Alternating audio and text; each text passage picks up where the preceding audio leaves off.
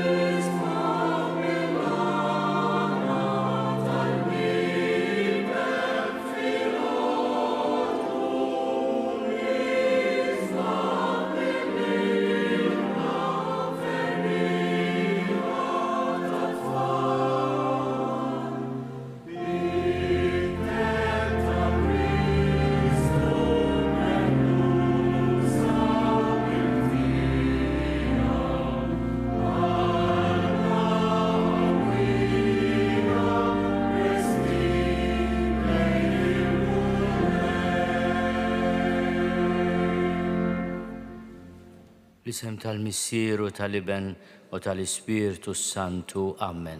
Il-paċi ma'kom.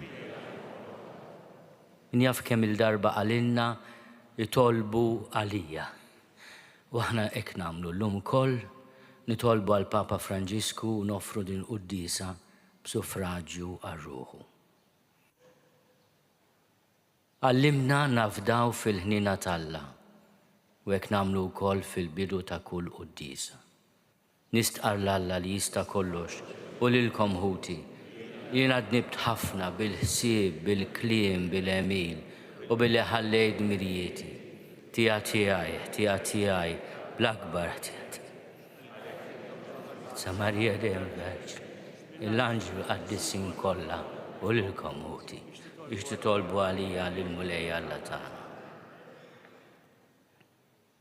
Iħenna lina Alla li jista' kollox jaħfrinna dnubietna u jwassalna l-ħajja ta' dejjem.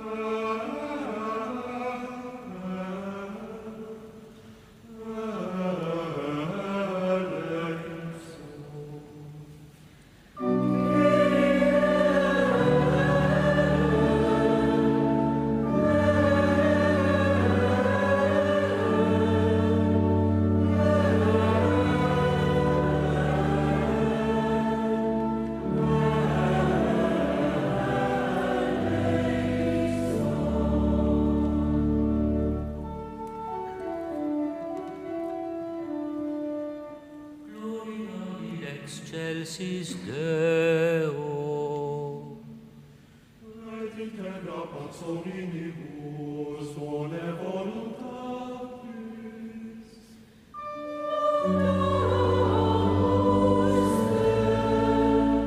Benedicimus te.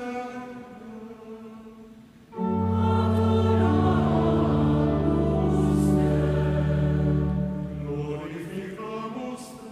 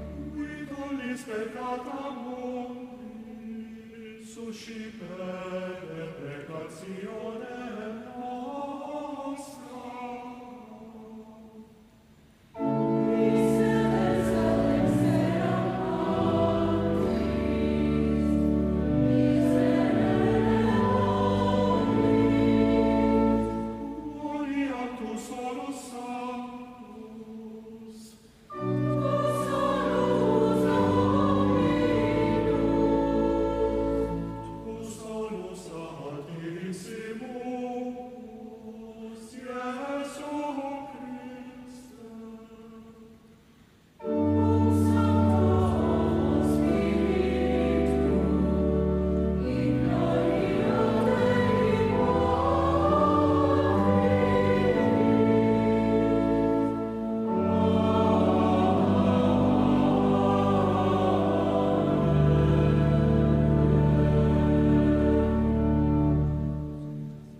nitolbu.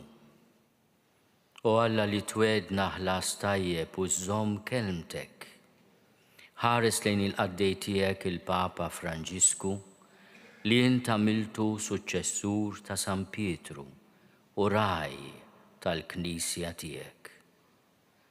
Għatih li fis-sema jitenna l-dejjem bil-ġid tal-grazzja u l-ħniena tiegħek li hu kien amministratur fidil tiegħu fuq l-art. Bibnek Ġesu Kristu Sidna li hu Alla u miegħek jgħixu jsaltan flimkien mal-Ispirtu Santu għal dejjem ta' dejjem.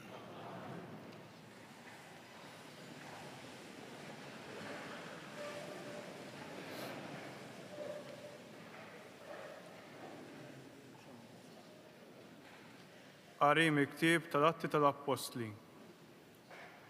Narejt il-50, Pietru qal lin-nies tal-Udija, ħajkun jaf żgur il-poplu kollu ta' Iżrael li dan Ġesu li intom sallabtuh Alla għamlu mulej u Messija.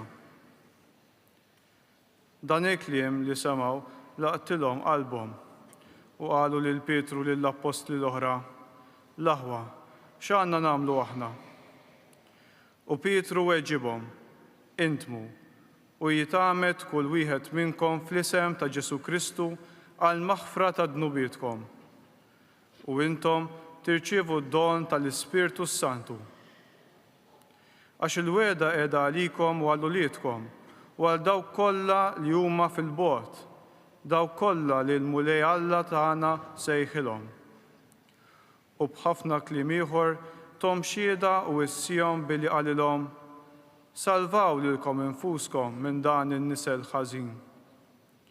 Għalhekk dawk li laqgħu kliemu tagħmdu u dakinhar ingħaqdu mad-dixxipli madwar 3,000 ruħ. Il-kelma tal-mulej.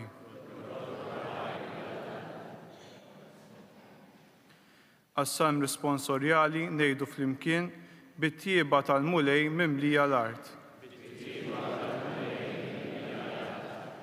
Sewwa il-kelma tal-mulej kollox bil-fedeltà huwa għamel u jħobb id-dritt u sewwa bit-tjieba tal-mulej mimlija l-art.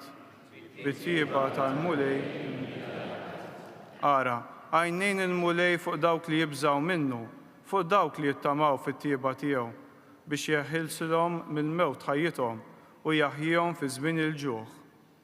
Bit-tjieba tal-mulej mimlija l-art. Ruħna tixxenna għal-mulej u l-għajnuna u t-tarka tagħna. Ħadd tkun mulej it-tjieba tiegħek fuqna kif fik hi t-tama tagħna.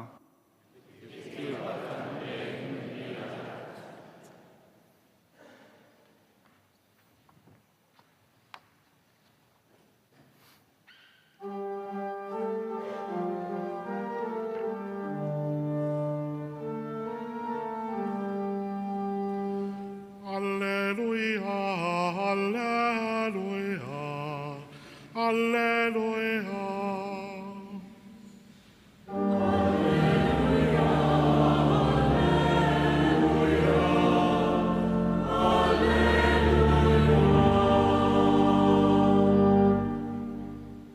Dan u l-jum li jagħmel il-mulej, ħanifirħu nittennew fih.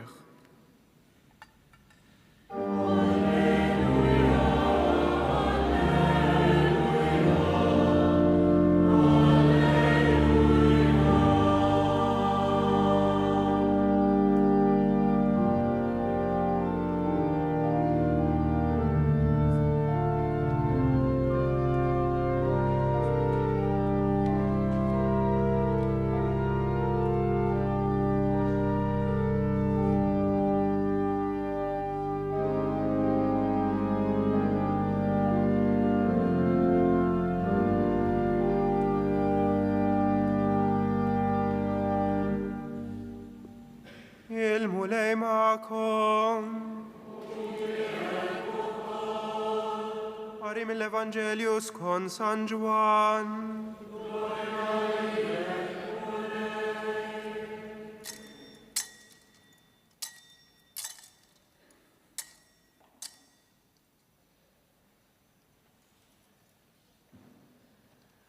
F'dak iż-żmien Marija baqgħet il-barra mill-qabar tibki.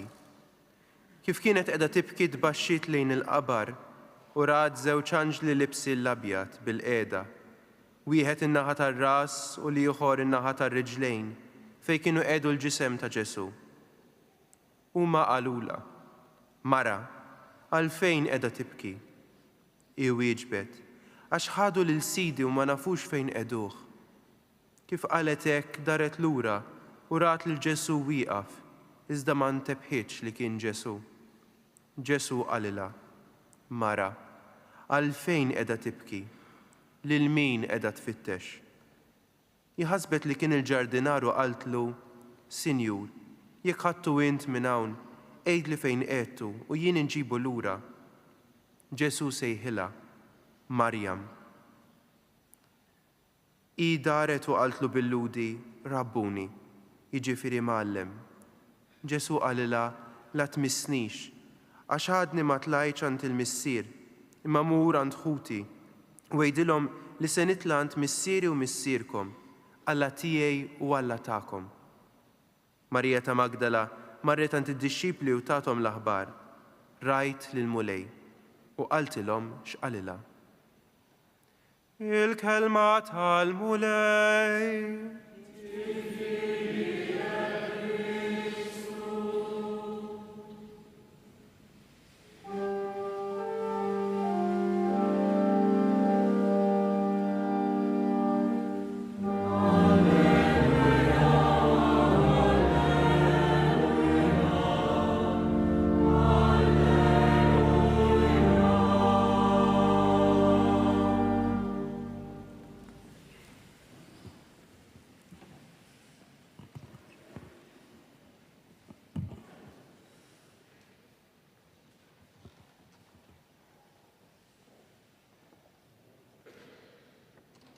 Mara, għalfejn qiegħda tibki?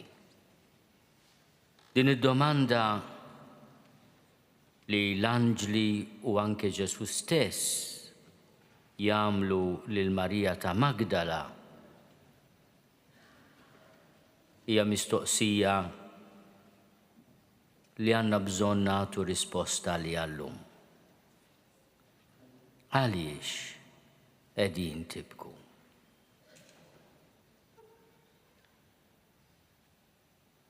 Kien hemm xi ħadd taref li qal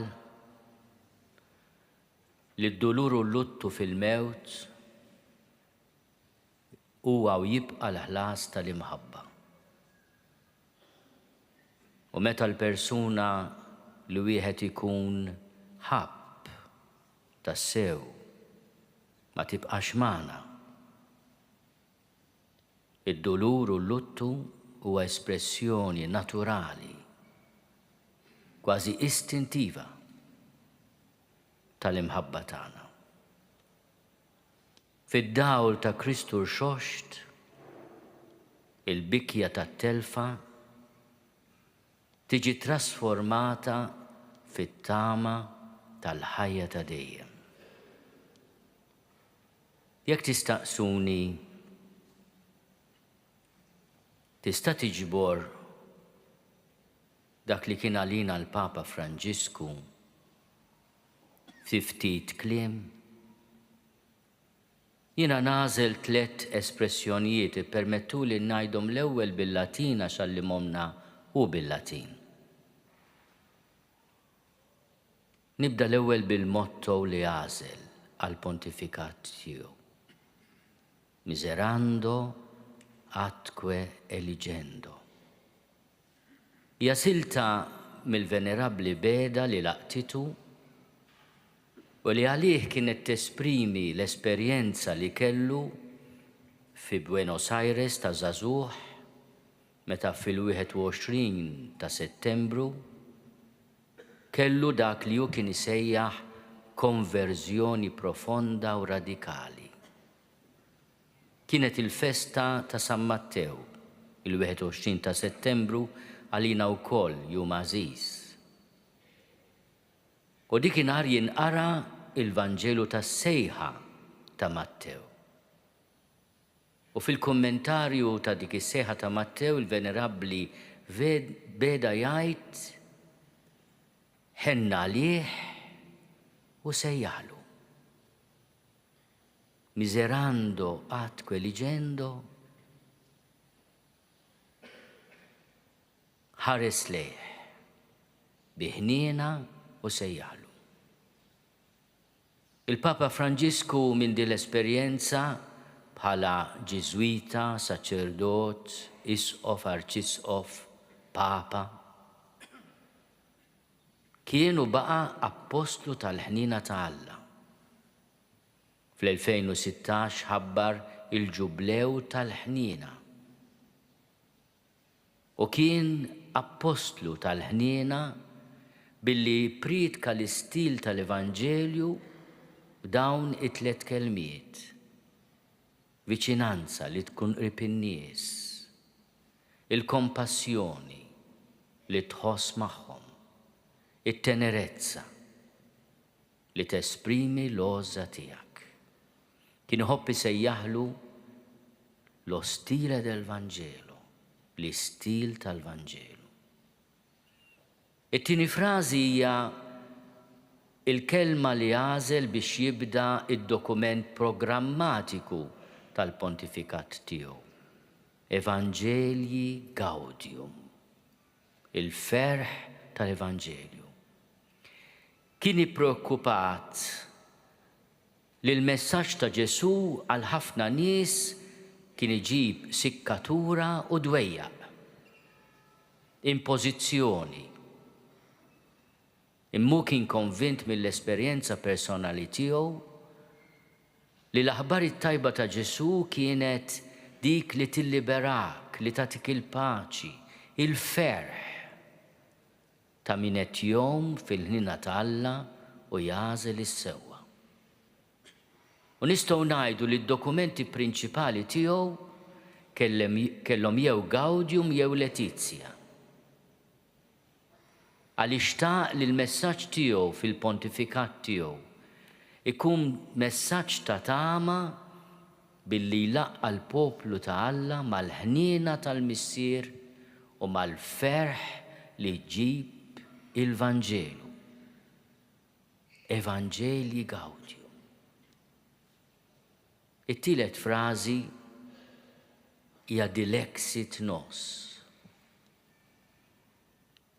Inserta kien it-titlu li għażel għall-aħħar dokument maġġuri tiegħu, l-enċiklika tiegħu dwar il-qalb ta' Ġesu.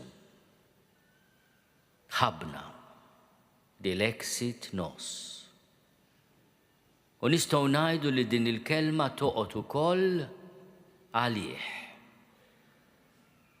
Għaliex kull min iltaqa' miegħu u aħna li nħossuna x-xurtjati li konna parti mill-familja li tagħha hu kien raj, stanna ngħidu ħabna.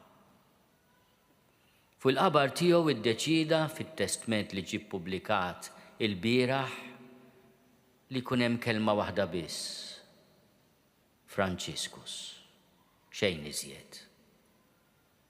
Imma kieku kellna inżidu żewġ kelmiet oħra, jiena kont inżid Dilexit Nos. Ħabna. Għax jekk tasar l-atteġġjament tiegħu, il-ħarsa tiegħu, il-ħerqa tiegħu li jkun qrib l-iżjed batut anke meta ġi fostna. Inti kont induna li hemm raj li ħabb il-poplu tiegħu. Illum irġajt irritornajt lej dak li għalinna fi żjara tiegħu fostna. Diffiċli ħafna tiġbor fi ftit kliem il-messaġġi kollha li ħallina. Imma wara li ritorna mill-vjaġġ tiegħu fostna, fl-udjenza tal-4-6 ta' April 2022, palma s-soltu kien jagħmel wara vjaġġ apostoliku, u għata lid-dinja reżumé ġabra fil-qosor tal-esperjenza tiegħu ta' żjara fostna. Il-Maltin qal laqgħu lill-Apostlu Pawlu li sħabu biħlewwa li ma bħala. Dan importanti jgħid, ma rridux ninsewh, biħlewwa li ma bħala. Għażilt propju dawn il-kelmiet biħlewwa li ma bħala bħala motto tal-vjaġġ tiegħi għax jindikawna t-triq li għandna nimxu, mhux biss biex naffrontaw il-fenomenu tal-migranti, imma b'mod iżjed ġenerali biex id-dinja issir iżjed fraterna. Post li iżjed tista' tgħix fih u salva minn nawfraġġju li qed jeddidna l-koll. Li ninsabu kif tallimna fuq l-istess dajsa, il-koll kemm aħna. Dan il-kuntest qal il-Papa Franġisku, Malta hija post muftieħ, un posto chiave. U tagħna 3 kelmiet li għandhom jitnaqqxu fil-qalb tagħna, ikunu għalina bħala testament ta' missier li ħabna dilexit nos. L-ewwel nett sejħinna il-warda tal-irjieħ fejn jiltaqgħu popli u kulturi. Hija punt privileġġjat Malta jgħid biex minnu nosservaw 360 grad madwarna ir-reġjun tal-Mediterran. U jgħid Malta għandha din il-vokazzjoni li tkun ambjent ta' dialogu, tal-laqa tal-ġnus, strument ta' paċi. It-tieni kelma li tagħna hija li aħna nilqgħu fostna lil ħutna li għaliex huma fostna m'għadhomx barranin imma huma fostna. Mhumiex etnikament Maltin, imma jgħixu magħna 20% tal-popolazzjoni tagħna llum tikkostitwixxi nies li ma twildux hawn. Imma liedhom imwilda hawn. Bla dubju l-laqa li nagħtuhom għandha tkun organizzata jgħid huma min huma. Għandha titmexxa u ħafna qabel għandha tkun ippjanata flimkien. Għax il-fenomenu migratorju ma nistgħux nirriduġuh għall-emerġenza, imma huwa sinjal ta' żminijietna. U hekk għandna naqrawh u ninterpretawh. Jista' jsir sinjal ta' konflitt jew inkella sinjal ta' paċi. Jiddependi minna kif neħduh. Jiddependi minna. Għalhekk bħala Isqof ta' Ruma mort inwettaq lil dak il-poplu fil-fidi u fil-komunjoni. U faħħal lil Malta it-tielet punt, it-tielet kelma, tal-li fi żminijiet u minħabba l-missjonarji tagħna kien strument ta' evangelizzazzjoni. U rrepeta dak li qalinna Għawdex fis-santwarju ta' Pinu. Il-ferħ tal-Knisja, nerġgħu il-ferħ tal-Knisja hija li tevangelizza, li twassal il-kelma ta' Alla.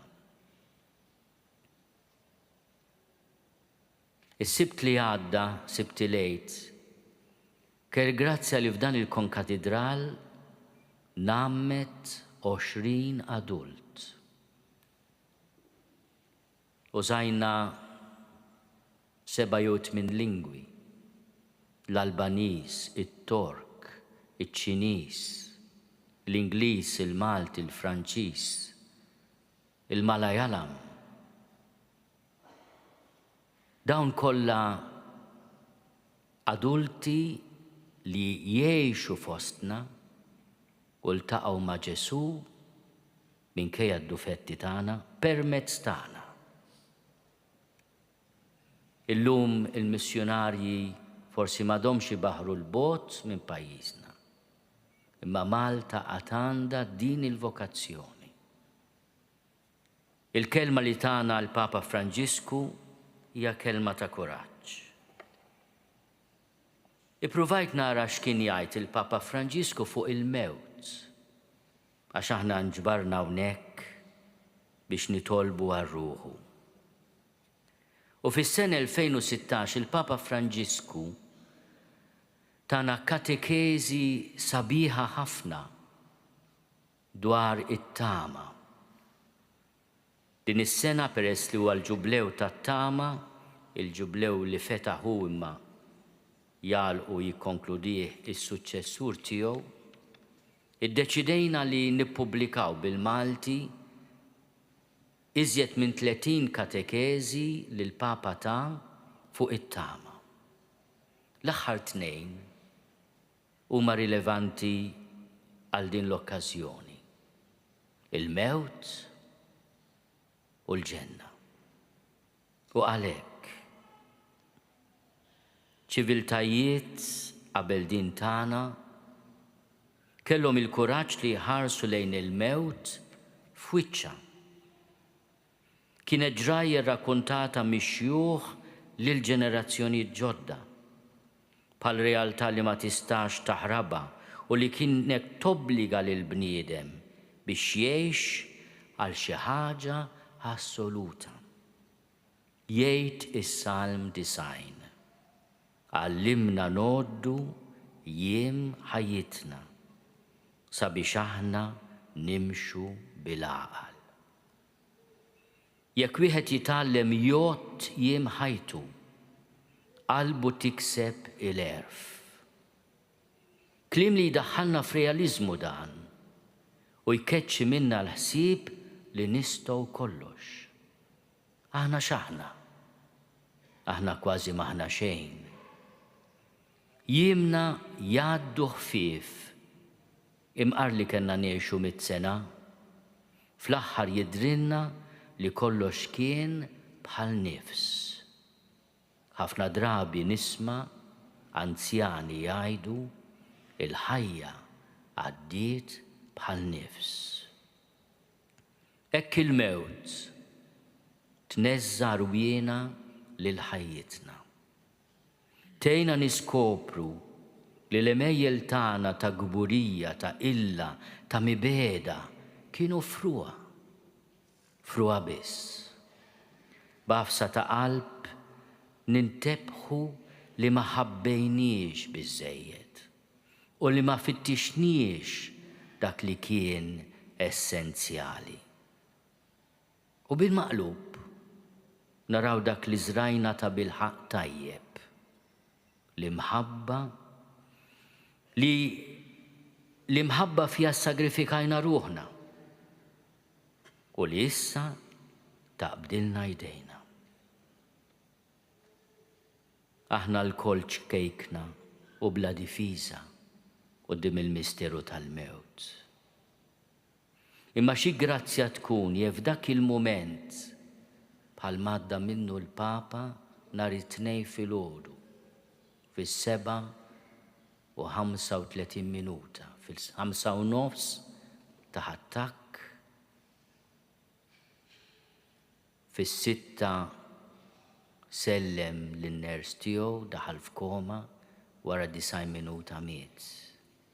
Imma xi grazzja tkun jekk f'dak il-mument inħarsu fil-qalb tagħna l-fjamma ċkejkna tal-fidi. Ġesu jaqbdilna jdejna kif qabad fit bint Ġajru biex itennila mill-ġid. Talita kum, tfajla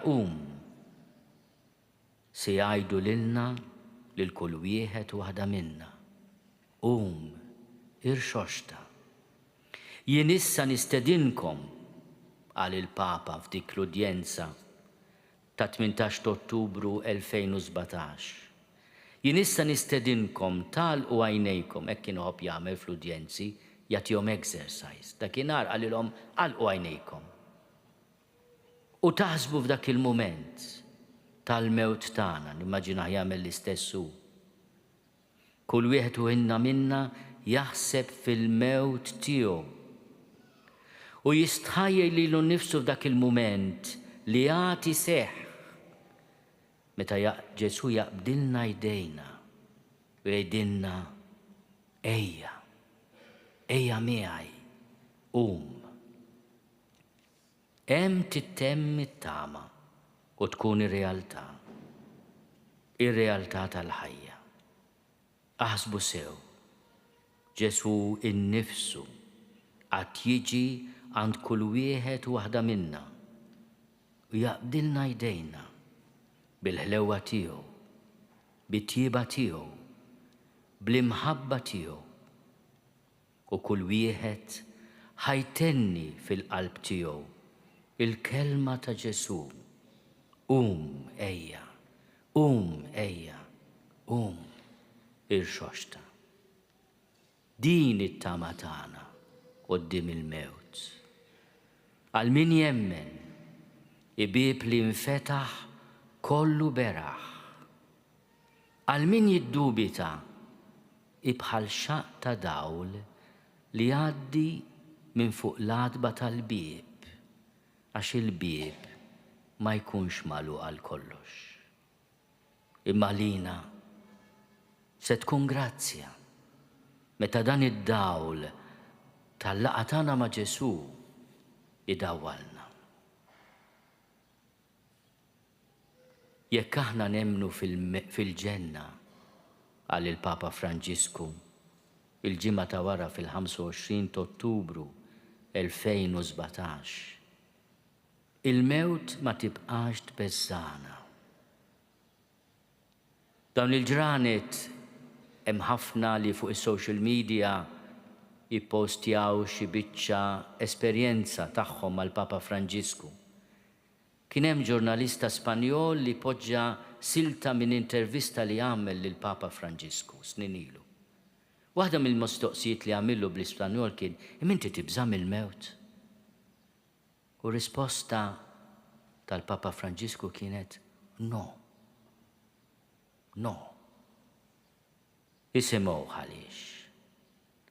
Jekk dan nemnuh, il-mewt ma tibqax tbeżżana. U nistgħu wkoll nittamaw li nitilqu minn din id-dinja b'mod seren, b'ħafna fiduċja.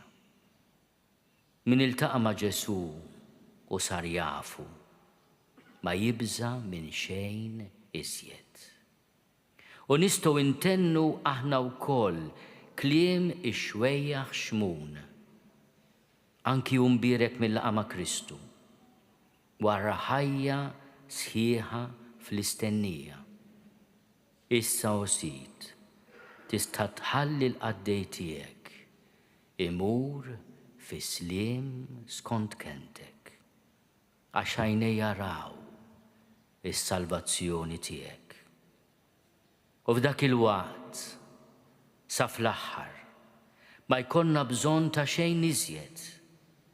Ma nibqgħux naraw imċajpar, ma nibkux iżjed għal xejn, għax kollox ikun għadda.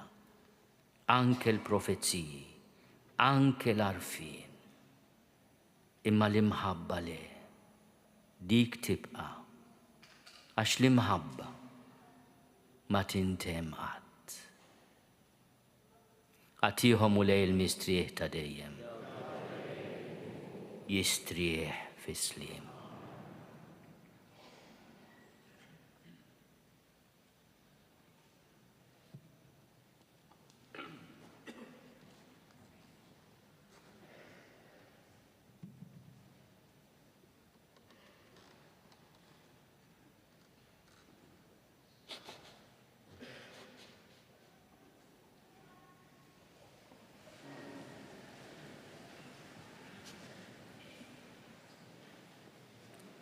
Ġesu lil Maddalena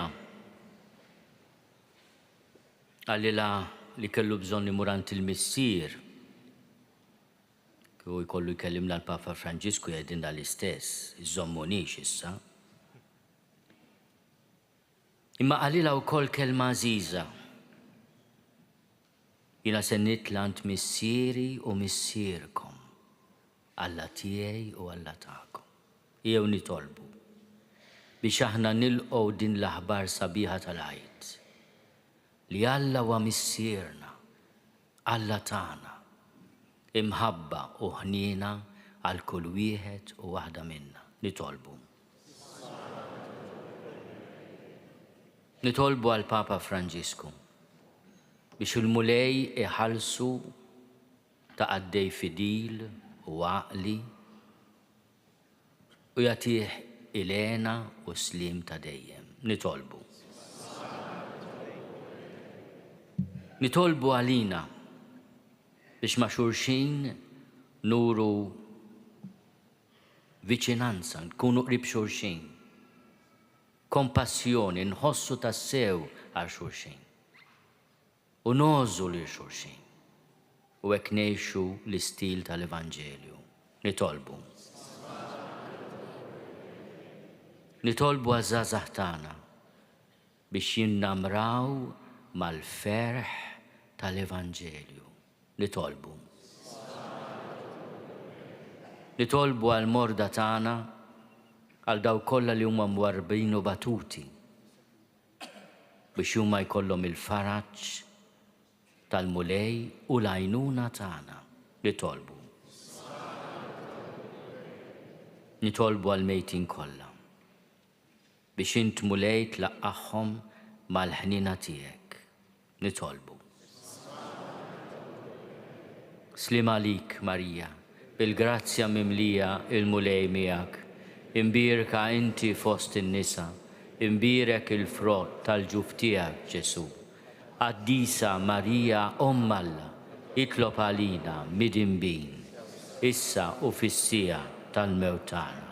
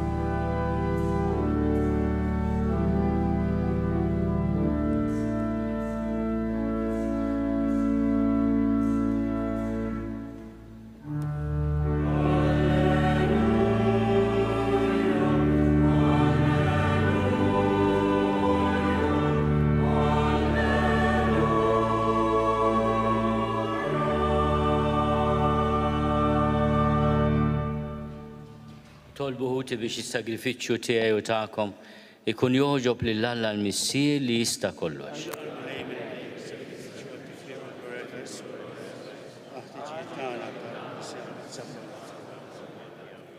Fit-tjiba tiegħek mulej ilqa' s-sagrifiċċju ta' tpattija li se nofrulek biex tagħti l-ħlas tal-għena bla tmiem lil qaddej tiegħek il-Papa Franġisku u xerret fuqna d-doni tal-ħniena u l-grazzja tiegħek bi Kristu Sidna.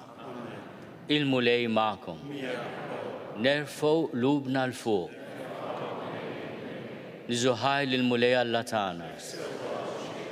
Sewa u xieraq tas-sew mulej missier qaddis. Tajjeb u taġi tas-salvazzjoni tagħna li dejjem nistqarru l-glorja tiegħek. Iżda b'ferħ akbar inxandruha f'dan il-jum li fih ġie sagrifikat Kristu, il-ħaruf tal-għajt tagħna. Wara s-sagrifiċċju u l-mewt tiegħu u qam biex ma jmutx aktar. Issa bħala vittma dejjem ħajja, bla qiegħda joffrilek lilu nnifsu għalina u bħala avukat tagħna ma jaqafx jidħol għalina quddiemek. Għalhekk f'dan il-ferħ tal-għajt imxerret ma' kull imkien fid-dinja, il-bnedmin kollha jimtlew bil-għena u l-qawwiet tas-sema mas-setat tal-anġli jinżġulek innu ta' glorja u bla qiegħda itennulek.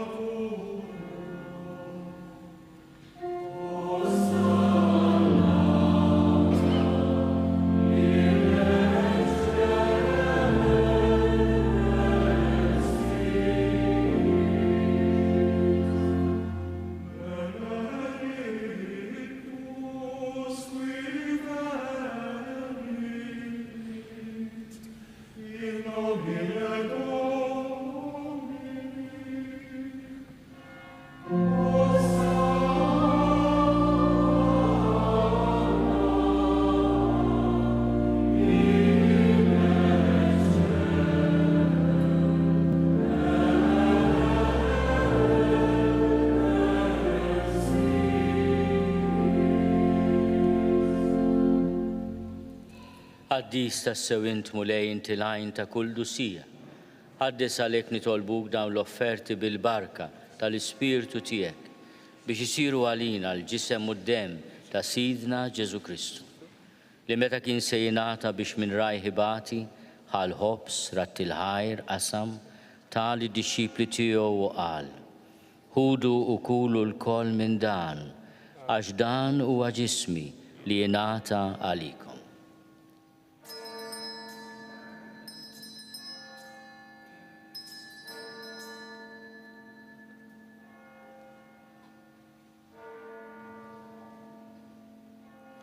Ekk ukoll wara l-ikla ħal-kalċi reġarat il-ħajr, tal id-dixxipli tiegħu u qal: Ħudu u xorbu minnu l-koll, għax dan huwa l-kalċi ta' demmi tal-patt il-ġdid li jibqa' għal dejjem.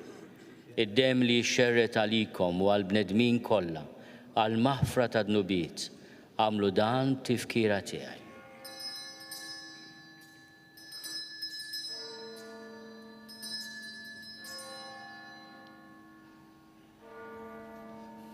Dan hu l-misteru tal-fidi.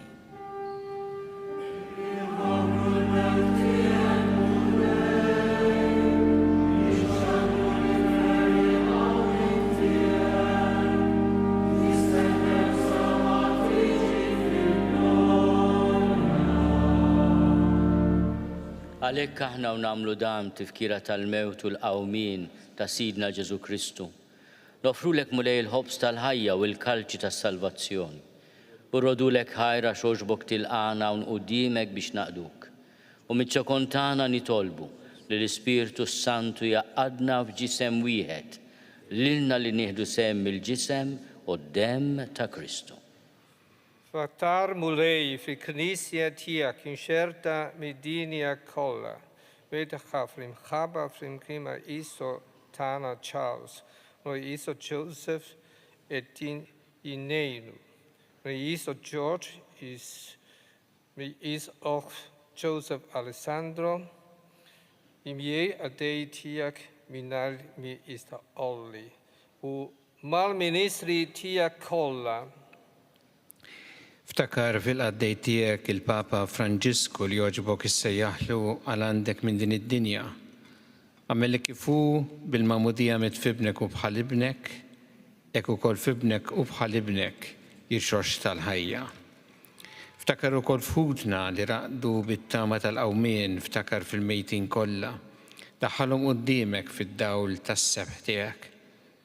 Ħenna lina l-koll nitolbuk, għati lilna wkoll il-wirt tal-ħajja ta' dejjem, flimkien mal-Verġi Mqazza Omma Alla Marija, ma' San Ġusepp, mal-Apostli u l-Qaddisin kollha li għexu fil-ħbiberija tiegħek sa mill-bidu tad-dinja. Għameli magħhom infaħruk u nsebħuk Ġesu Kristu ibnek. Bi Kristu ma' Kristu fi Kristu, jingħata lilek Alla Missier li tista' kollox, flimkien mal-Ispirtu Santu, kull ġieħu glorja għal dejjem ta' dejjem. Ejjew nitolbu, kif għallimna u ridna nagħmlu li ben ta' Alla Ġesu għas-salvazzjoni tagħna. Missierna li inti fis-smawiet, jitqaddes ismek, tiġi saltnatek, ikun li trid int kif is-sema hekk fl-art. Ħobżna ta' kuljum atina llum, aħfrinna dnubietna bħalma naħfru l-minu ħati għalina. La ddaħħalniex fit-tiġrib li żdeħlisna mid-deni. Eħlisna nitolbuk mulej minn kull deni. Għatina fit-tjiebu ħnina tiegħek il-paċi fi żmienna biex inkunu ħielsa dejjem mid-dnub u mħarsa minn kull inkwiet. Aħna u nistennew u nittamaw il-għena u l-miġja tas-Salvatur tagħna Ġesu Kristu. Mulej Ġesu Kristu li għat lill-Apostli tiegħek, inħallilkom is-sliem natikom is-sliem tiegħi, la tħares lejn dnubietna, iżda ħares lejn il-fidi tal-Knisja tiegħek. Għati jaslimu l-għaqda li int trid fiha int li tgħixu s-saltan għal dejjem ta' dejjem. Il-paċi tal-mulej tkun dejjem magħkom. Għatu il-paċi lil xulxin.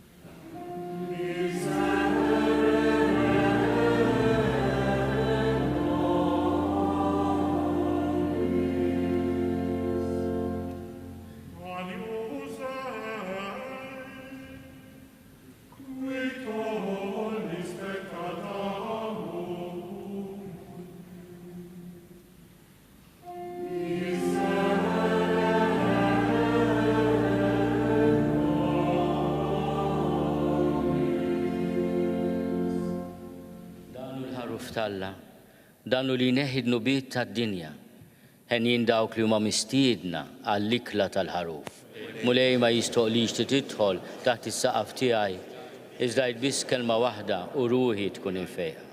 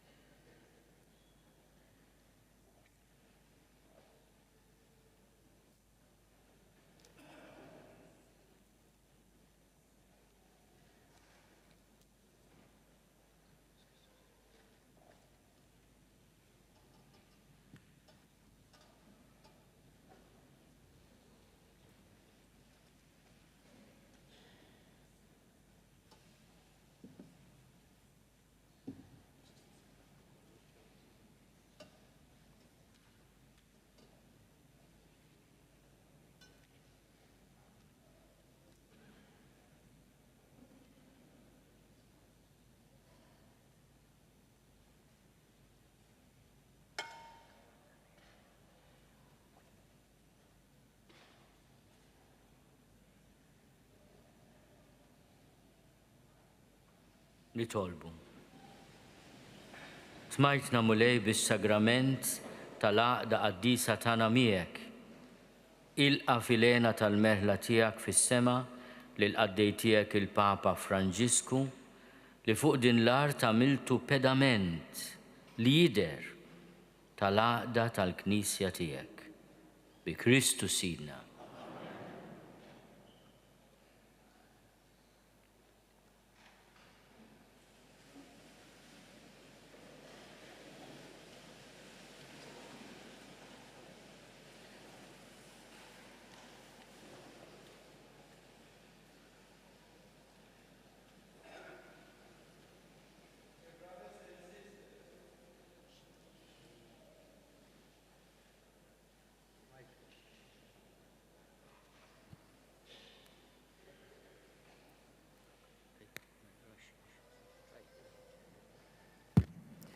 Dear brothers and sisters, the Church used the term celebration even in a Requiem Mass.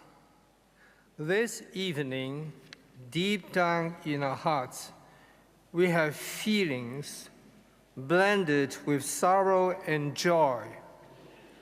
To tell the truth, for the demise of His Holiness Francis, I feel more sorrow than joy.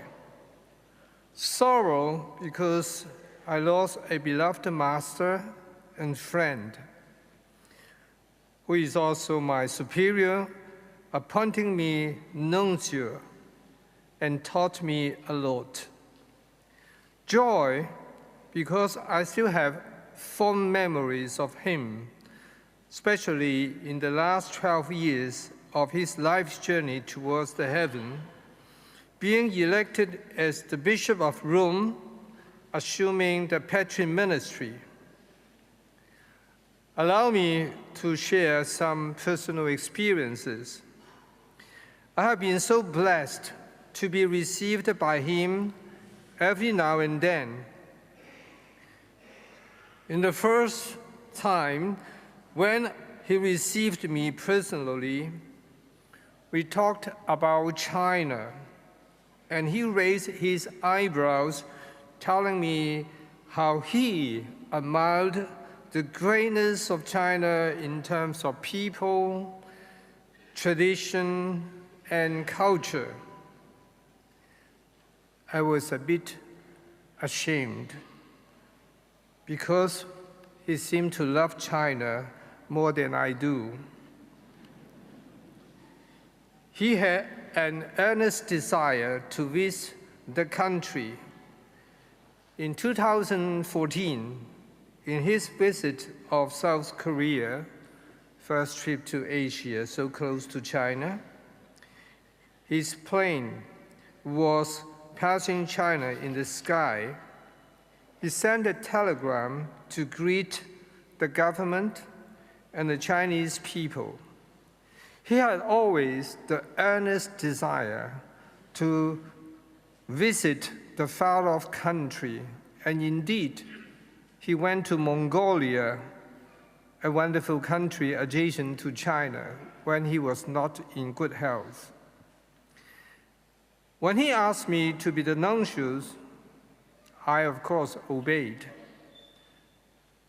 But I told him that I had not received any training to be a diplomat. Then he told me, "Neither do I, though the Pope is always the diplomat of the highest ranking in the Holy See. Anyway, I give you 3 tips. Amicizia, cordialità e sorriso, friendship, cordiality, and smile. So far, I have survived as nuncio, and he as the Pope. Once I was told to meet His Holiness in his office and to be there at 7:30 a.m. And I need to prepare myself already before 6. I was happy, thinking that I should be the earliest to be received by him. When I reached there was already a delegation of 5 people ahead of me, waiting outside his office. Then I came to realize I was the 4th after 3 other delegations to be received. He was a very hard worker, started his long day very early. He was in good humor when he received me and asked me to tell him something interesting. Then we might have a hearty laugh. Once I was received by him, this time already after 12:30 p.m. He asked me to tell him something interesting, so I started narrating, but before reaching the punchline, he had already dozed off. I was upset. But then, a few months later, we met. He became smart again and did not forget to ask me to tell him something interesting. His life was so intermingled with ups and downs, his pontificate with storm and calm. In the last few months, he was seriously sick. He received tons of letters from all over the world to offer him prayers and support.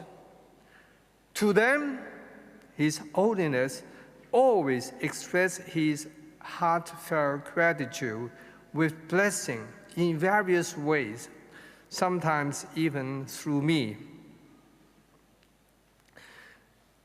This evening, on behalf of the Holy See, do sede vacante, I would like to convey our expression of esteem and appreciation for your gentle thoughts, loving words, earnest prayers, generous support towards the person and the mission of our departed, beloved Holy Father Francis, especially on the sad event of mourning his passing away.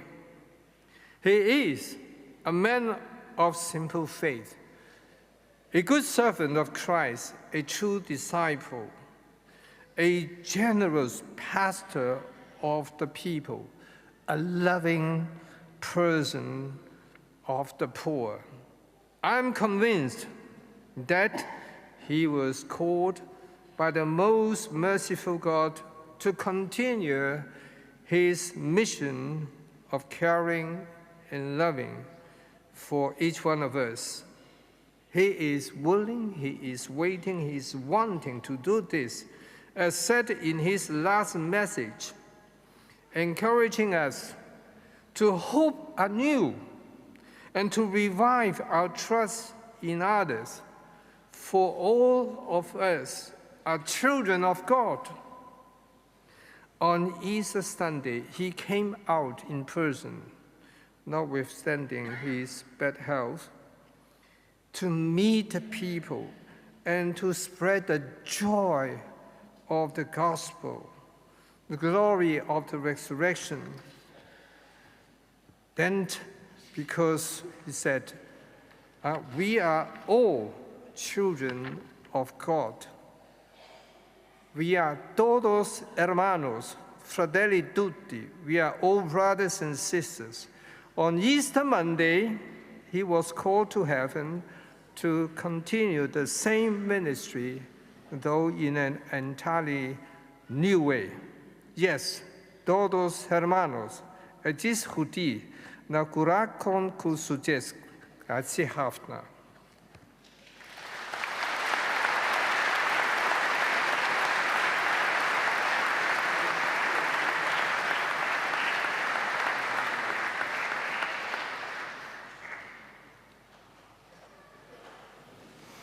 Il-mulej ma'kom. Ikun imbirek isem il-mulej. Lajnuna tagħna f'isem il-mulej. Iberikkom Alla li jista' kollox il-Missier u l-Iben u l-Ispirtu Santu. Ite missa est, alleluia, alleluia.